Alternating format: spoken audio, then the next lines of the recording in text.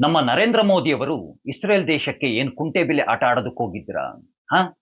ಕುಂಟೆಬಿಲ್ಲೆ ಆಟ ಆಡೋದಕ್ಕೆ ಹೋಗಿದ್ರಾ? ಅಥವಾ ನಿಮ್ಮ ಯುವ ನಾಯಕನ ಹಾಗೆ ದೇಶವೆಲ್ಲ ಸುತ್ತಿ ಸುತ್ತಿ, ದೇಶವನ್ನ ಜೋಡಿಸಿ ಜೋಡಿಸಿ, ಒಳಗೆ ಹಾಕಿ ಹಾಕಿ, ದೇಹಕ್ಕೆ ತುಂಬಾ ತುಂಬಾ ಪೇನ್ ಆಗಿದೆ ಅಂತ ಹೇಳ್ಕೊಂಡು ಮಸಾಜ್ ಮಾಡಿಸ್ಕೊಳ್ಳೋದಕ್ಕೆ ಮಲೇಷ್ಯಾಗೇನಾದ್ರೂ ಹೋಗಿದ್ರಾ?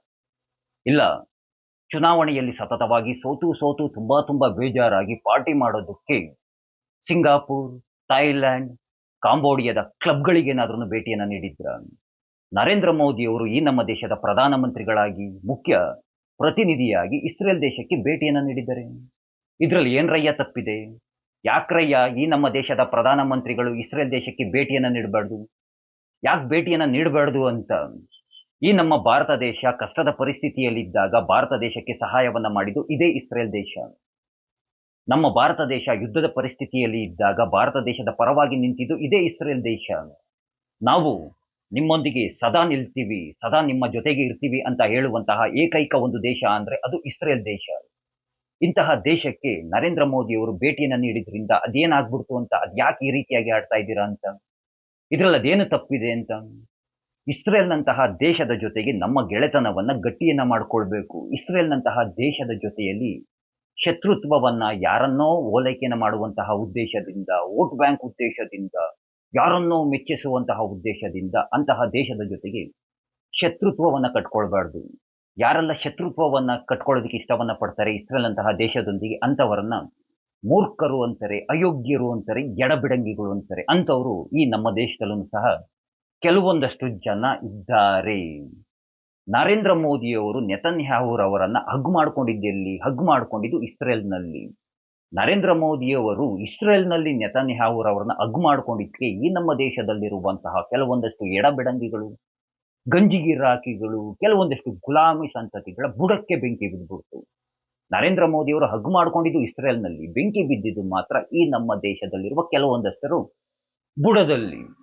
ನೆತನ್ಯಾಹು ನರಹಂತಕ ಅಂತೆ. ಆತನನ್ನ ಭೇಟಿಯನ್ನ ಮಾಡಿದಂತಹ ಮತ್ತೊಬ್ಬ ನರಹಂತಕ ಹಾಗೆ ಹೀಗೆ ಅಂತೆಲ್ಲ ಹೇಳ್ತಾ ಇದ್ದಾರೆ. ಸರಿ ಕಣ್ರಯ್ಯ, ಇದೇ ಕಾಶ್ಮೀರವನ್ನ ಬೇರ್ಪಡಿಸ್ತೀನಿ, ಕಾಶ್ಮೀರವನ್ನ ತುಂಡರಿಸ್ತೀನಿ, ಕಾಶ್ಮೀರದಲ್ಲಿರುವಂತಹ ಅಮಾಯಕ ಮಕ್ಕಳನ್ನ ಹತ್ಯೆಯನ್ನ ಮಾಡಿ ಅದೆಷ್ಟೋ ಅದೆಷ್ಟೋ ಹಿಂದೂ ಮಹಿಳೆಯರ ಅತ್ಯಾಚಾರವನ್ನ ನಡೆಸಿದಂತಹ ಯಾಸಿನ್ ಮಲ್ಲಿಕ್‌ನ ಪ್ರಧಾನಮಂತ್ರಿಗಳ ಕಚೇರಿಗೆ ಕರೆಸಿ, ಅವನಿಗೆ ಸನ್ಮಾನವನ್ನ ಮಾಡಿಸಿ, ಅವನ ಜೊತೆಯಲ್ಲಿ ಫೋಟೋವನ್ನ ತೆಗೆಸಿ ಕಳಿಸಿದಂತಹ ನಿಮ್ಮ ಮನಮೋಹನ್ ಸಿಂಗ್ ಅವ್ರನ್ನ ಏನಂತ ಕರಿಬೇಕು? ಏನಂತ ಹೇಳ್ಬೇಕು? ಉತ್ತರವನ್ನ ನೀಡ್ರಯ್ಯ. ನರೇಂದ್ರ ಮೋದಿ ಅವರು ಹಗ್ ಮಾಡಿದ್ದು ತಪ್ಪು. ಅದೇ ಮನಮೋಹನ್ ಸಿಂಗ್ ಅವರು ಜೊತೆಯಲ್ಲಿ ನಿಲ್ಲಿಸ್ಕೊಂಡು ಸನ್ಮಾನ ಮಾಡಿ ಫೋಟೋ ತೆಗೆಸ್ಕೊಂಡಿದ್ದು ಸರಿ. ಏನ್ರಯ್ಯ ನಿಮ್ಮ ಡಬಲ್ ಸ್ಟ್ಯಾಂಡರ್ಡ್‌ಗಳು ಆ? ಹೆಂಗೆಂಗೆ ಬೇಕು ಹಂಗಂಗೆ ತಿರುಗಿಸ್ಬಿಡ್ತೀರಾ ಅಲ್ವಾ? ಹೇಗೆ ಬೇಕಾಗಾಗ ಮಾತನಾಡ್ಬಿಡ್ತೀರಾ ಅಲ್ವಾ?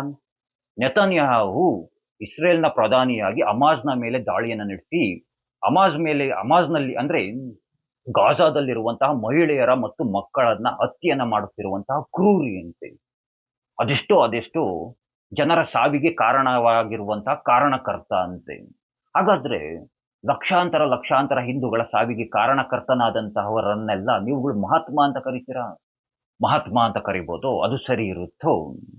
ಅಯ್ಯಯ್ಯಯ್ಯೋ! ಏನ್ರೀ ಕರುಣೆ ಉಕ್ಕಿ ಉಕ್ಕಿ ಹರಿಯೋದು ಈ ನಮ್ಮಲ್ಲಿರುವಂತವ್ರಿಗೆ. ಇಸ್ರೇಲ್ ಗಾಜಾ ಮೇಲೆ ದಾಳಿಯನ್ನ ನಡೆಸಿ ಅಲ್ಲಿ ಅಮಾಯಕರನ್ನ ಕೊಲ್ತಿದೆಯಂತೆ. ಹಾಗಾಗಿ ಕರುಣೆ, ಪ್ರೀತಿ ಅನ್ನೋದೆಲ್ಲ ಉಕ್ಕುತ್ತಂತೆ. ಯಾಕೆ?